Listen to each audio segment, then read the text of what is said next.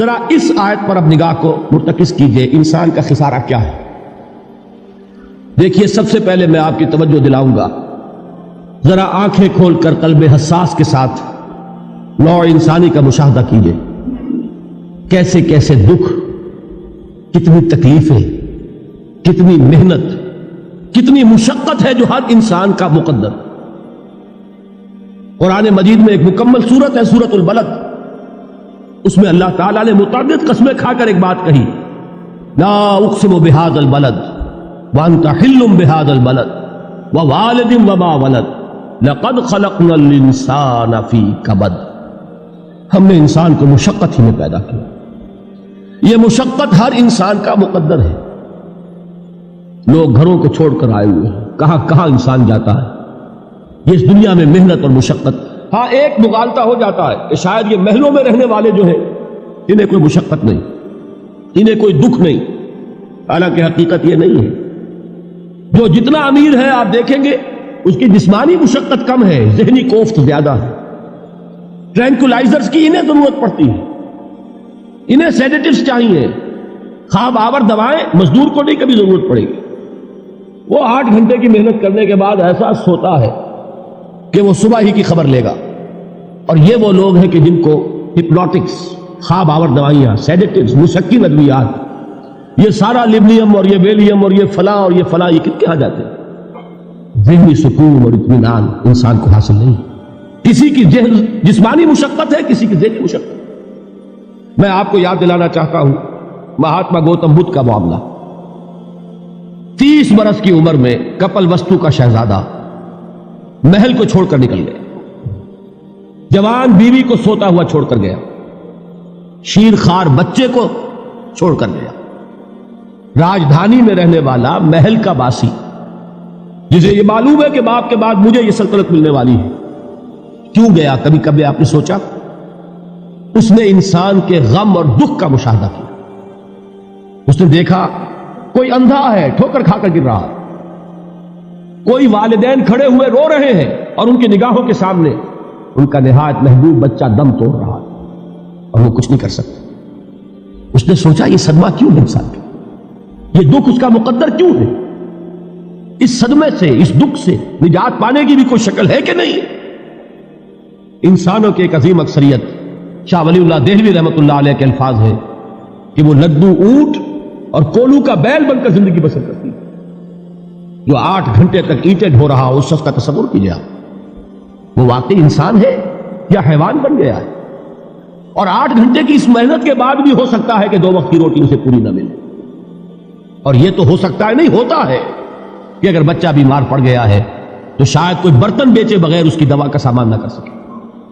ایسا شخص کتنے بوجھوں تلا دبا ہوا ہے، کتنی مشقت کے اندر پسا ہوا ہے۔ لدو اونٹ اور کولو کا بیل، انسانوں کی عظیم اکثریت کی سطح پر زندگی بسر کرتی ہے۔ لیکن آپ کو معلوم ہے کہ کولو کے بیل کے لیے مشقت ہی مشقت ہے، اس کے احساسات یہ نہیں ہیں جو کہ ان سے انسان کو جو صدمہ پہنچتا ہے۔ ایک بیل کو اس سے کوئی غرض نہیں کہ اس کا کوئی بچہ بھی تھا کہ نہیں تھا، اس کو کوئی بخار ہوا ہے یا کیا ہوا ہے، اس صدمے سے وہ بیل بچا ہوا ہے۔ گھوڑے کو کوئی پتہ نہیں کہ میرا بھی کوئی اولاد میری ہے یا نہیں ہے، اور مجھے اس کا کوئی صدمہ ہے یا دکھ ہے، کوئی پتہ نہیں۔ لیکن انسان کا معاملہ یہ ہے کہ والدین کو جو جو دکھ دیکھنے پڑتے ہیں اپنے بچوں کے لیے، اپنی اولاد کے لیے۔ رات کی نیند ہے حرام ہے اس لیے کہ بچہ بخار میں تپ رہا ہے یا درد سے تڑپ رہا ہے، لہذا نہ ماں سو سکتی ہے نہ باپ سو سکتا۔ میں نے ایک موقع پر دیکھا لاہور میں کیروسین آئل، اس زمانے میں ابھی سوئی گیس نہیں آئی تھی، اور اکثر و بیشتر جو ہے یہی مٹی کا تیل جو ہے ایندھن کے طور پر استعمال ہوتا تھا، اس کی شارٹیج ہو گئی تھی۔ تو کئی فرلانگ لمبی قطاریں لگتی تھی ان دکانوں کے باہر، ڈپو کے باہر، اور ایسے منظر بھی کہ ایک خاتون برقع پوش، ایک گود میں بچے کو لیے ہوئے، ایک کی انگلی پکڑے ہوئے، بوتل ہاتھ میں لیے ہوئے تیل کے لیے، اور کئی گھنٹے کھڑی ہے دکان۔ یہ مشقت انسان جھیلتا ہے کہ نہیں؟ غالب نے اس کا نقشہ کھینچا ہے کہ رنج سے خوگر ہوا انسان تو مٹ جاتا ہے رنج، مشکلیں اتنی پڑی مجھ پر کہ آسان ہو، ہم بھول جاتے ہیں، ورنہ واقعہ یہ کہ قلب حساس ہو اگر، اور قید حیات و بند غم اصل میں دونوں ایک ہیں، موت سے پہلے آدمی غم سے نجات پائے کیوں؟ اچھا یہ تو ہوا لقد خلقنا الانسان فی کبد. حیوانات کا معاملہ ایک اور اعتبار سے آسان ہے. ان سے کوئی محاسبہ بھی ہے کیا؟ کوئی جواب دہی بھی ہے؟ کوئی ان کو اللہ کے حضور میں کھڑے ہو کر اپنے اعمال کا حساب بھی دینا؟ نہیں. انسان کی یہ ٹریجڈی ہے، یہ المیہ ہے انسان.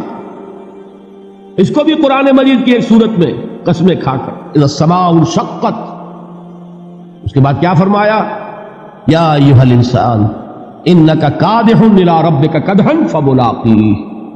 اے انسان، تیرا المیہ، تیری ٹریجڈی اس سے کہیں بڑھ کر ہے. تجھے صدمے پر صدمے جھیلتے ہوئے، مشقت پر مشقت برداشت کرتے ہوئے ایک روز اپنے رب کے حضور میں بھی کھڑا ہوگا، جواب دہی بھی کرنی. اس دن کے حساب سے، اس دن کے احساس سے جو بڑے بڑے ہماری امت کے عظیم جو گلے سرسبد ہیں، ان کا یہ حال آپ نے پڑھا ہوگا. حضرت ابوبکر صدیق رضی اللہ تعالی عنہ وہ ایک عجیب کیف کے عالم میں فرمایا کرتے تھے، کاش میں درختوں پر چہچہاتی ہوئی چڑیا ہوتا جس سے حساب کتاب نہیں ہوگا.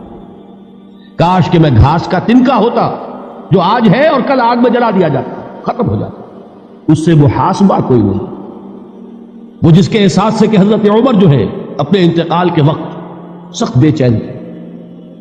ان کے بیٹے حضرت عبداللہ ابن عمر رضی اللہ تعالیٰ عنہما نے ان کا سر جو ہے وہ اپنی زانوں پر رکھ لیا تو کہا نیچے ڈال دو.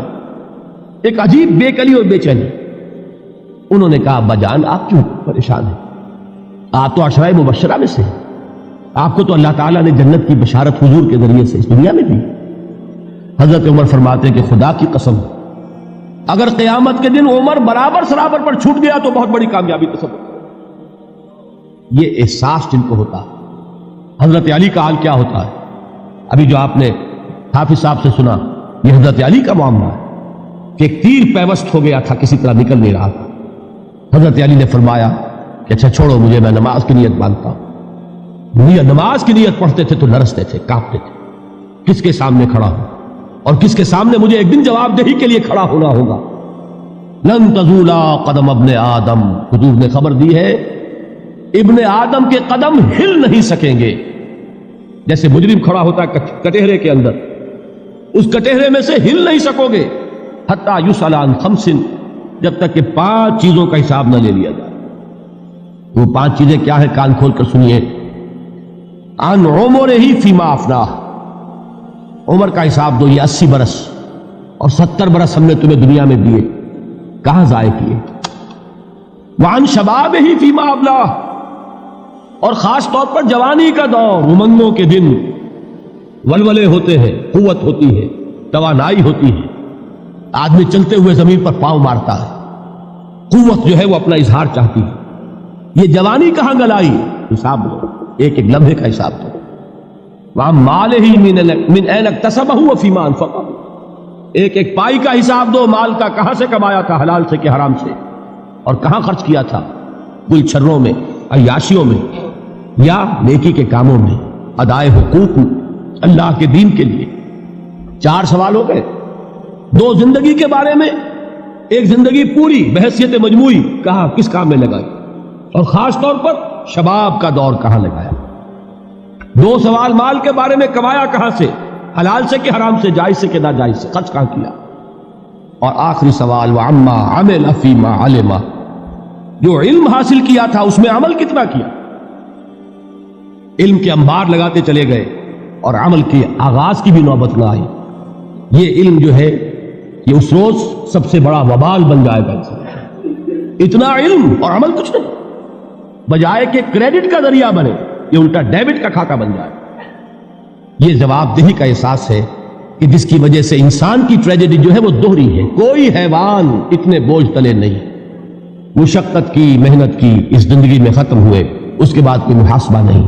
اس کو بھی غالب نے خوب کہا ہے کہ اب تو گھبرا کے یہ کہتے ہیں کہ مر جائیں گے، اور مر کے بھی چین نہ پایا تو کدھر جائے. یہ ہے وہ ہیومن ٹریجڈی